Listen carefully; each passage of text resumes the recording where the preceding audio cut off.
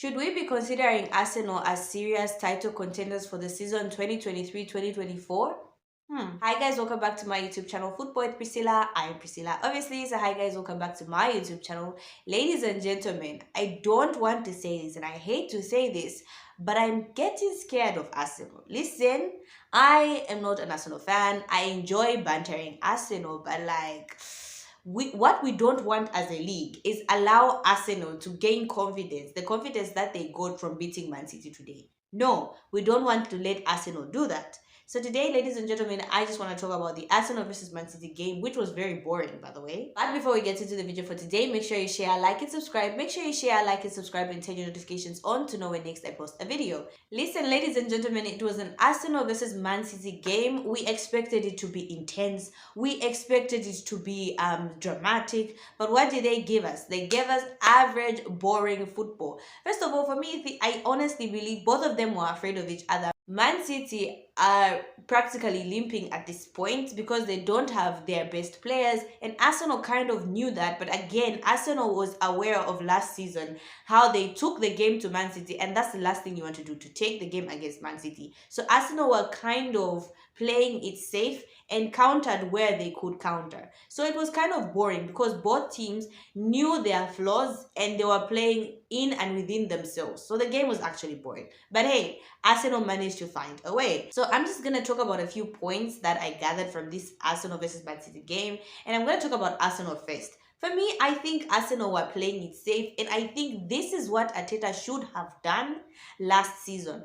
My biggest problem for me with Arteta last season is he wanted to take the game to Man City. He thought Arsenal can go toe-to-toe with Man City. Maybe Arsenal can go toe-to-toe with this Man City that doesn't have Kevin De Bruyne and that doesn't have a Rodri, right? This one you can go toe-to-toe. Not that Man City last season. That was absolutely ridiculous by Arteta, trying to make Arsenal go toe-to-toe with Man City. That's why they lost, okay? Last season, I was busy saying, just play, stay behind, let Man City come at you and go on the counter. Break with Martinelli and Bukayo Saka, and then you can at least beat Man City. But no, Mikel Arteta last season, I don't know what got into him. He thought Arsenal could go toe-to-toe with Man City and they lost. Today, yes, they could go to toe-to-toe because literally Man City had their best players out in Rodri and Kevin De Bruyne, but I still believe Arsenal played it safe. They were not running at Man City as much. They were not taking the game to Man City. Where they thought they had a chance, that's when they were taking the game to Man City, but they were playing it safe,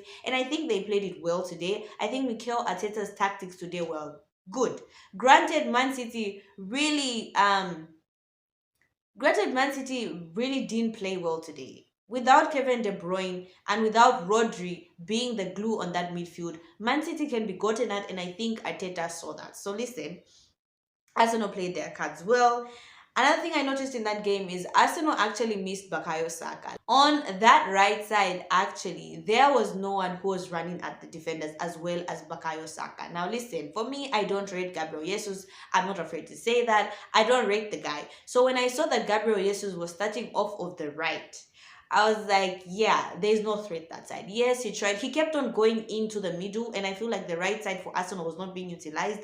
Granted, Gabriel Jesus, listen, is not a right winger. So he kept on getting inside, and the right wing was not getting utilized. So Arsenal today really missed Bukayo Saka. Unfortunately, Man City could not take advantage of the absence of Bukayo Saka. But listen, Arsenal found the way, okay? And that's what's important. But I really do feel they will miss Bukayo Saka. I hope, for Arsenal's sake, he's not out for a long period of time, because on that right side, they need a player, and it's not Gabriel Jesus. Another thing that I noticed with regards to the Arsenal versus Man City game is that it's good that they have Martinelli back. When they brought Martinelli on the pitch, I even knew. I was like, oh, Man City are going to have a hard time, because Martinelli rested and running at you is not something you want as a defender. And I know people are like, no, there's Kyle Walker there, but Kyle Walker had played the whole game. Martinelli was fresh and ready to run, okay? So I knew he was going to cause problems. So it's very good for Arsenal. Listen, they've lost Bukayo Saka. They have Martinelli, okay? There's some sort of balance. Another thing I noticed with regards to Arsenal is, listen, Arsenal fans, you don't understand how amazing or how important Declan Rice for your squad has been. He's absolutely lifted that squad.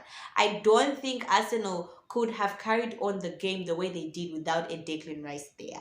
Like, his presence on that midfield is absolutely amazing. His presence is felt, okay? Whether it's going forward and whether it's tracking back, Declan Rice's presence is always felt. An amazing, amazing midfielder. And for Arsenal, a great addition to the squad.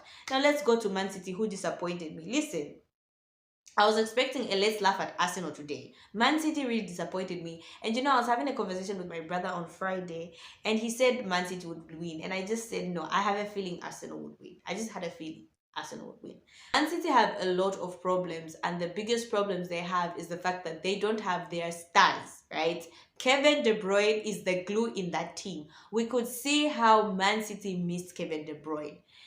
Listen, they have Bernardo Silva, they have Alvarez, they have Foden, amazing quality players, but they do not have what Kevin De Bruyne has, which is the vision and that pass that Kevin De Bruyne can give. And we could see that because Erling Haaland, ladies and gentlemen, was in the game, but you could not really feel his presence in the game. Why? Because there were no crosses that were reaching him. There were no passes that were reaching him. There was no one carrying that vision that was able to reach Erling Haaland, right? And that's only done by Kevin De Bruyne, who is miles ahead of the rest. Kevin De Bruyne is able to pick a pass, and we're all going like, wow. So I feel like if there's any person who misses Kevin De Bruyne, it's Erling Haaland. They miss Kevin De Bruyne. Kevin De Bruyne's passes are able to demolish any defense. And that's what Man City failed to do today. They failed to pick passes. Sometimes Rodri can pick passes here and there, and sometimes Bernardo Silva can pick passes here and there, as well as Foden. But Arsenal did well to manage to close down Foden, manage to close down Bernardo Silva, manage to close down Alvarez, and each and any pass that could have gone to Erling Haaland, Arsenal managed to close every road leading to Haaland today, and they did it amazingly well. And Erling Haaland was completely shut out of the game. Another thing that I noticed with regards to Man City is their midfield was horrendous. Listen, Kovacic, what were you doing? First of all, Kovacic deserves a red card. Like, he got off easy. We all know, the whole world knows, I don't like Arsenal. I'll keep on repeating the statement. I'm not a huge Arsenal fan, but even I know that was a red card. Listen, my mom was saying, oh no, isn't that a red card? In my heart, I was like, no, it's not a red card. But in my heart, I was like, this is a straight red. But listen, we're going to get an apology tomorrow about why it wasn't a red card. At this time, it's just tiresome, right? We're tired of inconsistencies with regards to the ref. And kudos to Arsenal, they managed to win, because oh my god, if Arsenal lost today, all hell would have broken loose with regard to that Kovacic challenge, because Kovacic should have had a second yellow and Kovacic should have had a straight red in that game, if we're all going to be honest. Listen, Kovacic is miles behind Rodri. You can't compare the two. Like, it's such a downgrade. It's sad. But hey, Man City's midfield really needs a Kevin De Bruyne and really desperately needs Rodri back. So anyway, ladies and gentlemen, those are my points on the Arsenal versus Man City game. Like I said earlier, it wasn't really as intense, as end-to-end as we thought it would be. It was actually quite boring. But listen, sometimes when you have big teams playing against each other, you expect the game to be boring. So listen, I'm now getting worried.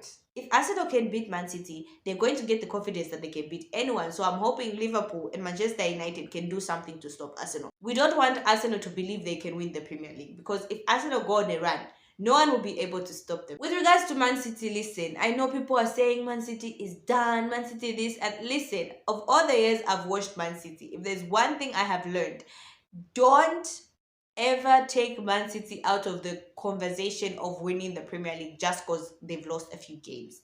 This is Manchester City we're talking about, and this is Pep Guardiola we're talking about. Man City is practically limping, but they're at least getting results. Imagine what will happen when they're a full-fledged squad. We are not ready. The Premier League is not ready. Listen, this is the perfect time to play Man City. And you know the funny thing? Manchester United will not play Man City when Man City is limping. They'll play Man City when Man City is a fully fit squad. We are truly unlucky. But hey, it's been an interesting weekend, ladies and gentlemen. So that's all I had for you guys today with regards to the Man City as well as the Arsenal game. So yeah, so that's all I had for you guys today. Thank you so much, guys, for watching. Make sure you share, like, and subscribe. Make sure you share, like, and subscribe, and turn your notifications on to know when next I post a video.